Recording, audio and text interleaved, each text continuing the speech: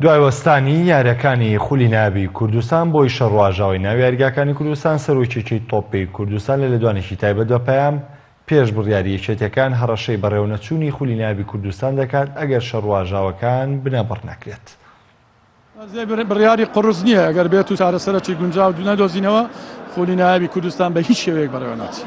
بە هیچ شێوەیەک بەڕێوە ناچێت تا ئەو گرژی گرفتە هەبیەوانش ئەو گرژی گرفتانە یانەکان و جەماوەری یانەکان تحملی مەسئولیت دەکەن لەبەرەوەی ئەمن و ئاسایش کە دێتە یاریگا بۆ سەلامەتی یاریزانە، بۆ سەلامەتی ڕایەنەرە، بۆ سەلامەتی جەماوەرە، بۆەوەی نییە یهانە بکرێت، بۆەوەی نییە سەری زابط بشتێندرێت، بۆەوەی نییە لە پۆلیس بدرێت، بۆەوەی نییە لە ئاسایش بدرێتن، ئەبێ ئەمانە منبڕ بکرێت. یاریزان کە جلی وەرزشی لەبەر کرد ئەبێت تەقەبولی دۆڕاندوو بردنەوە بکە ئیشی یاریزان نییە، ئیشی ڕایەنەر نییە، هێرش بکاتە سەر پۆلیس و سەر ئاسایش و سەر زابط و بە هیچ شێوەیەک ئیستیغلالی درێسەکەی بکە، ئیستیغلالی فاینە یانەکەی بکە، شەڕ بە پۆلیس بفرۆشن. ئەبێ ئەم شتانە لە کوردستان بمبڕ بکرێ، گەرنا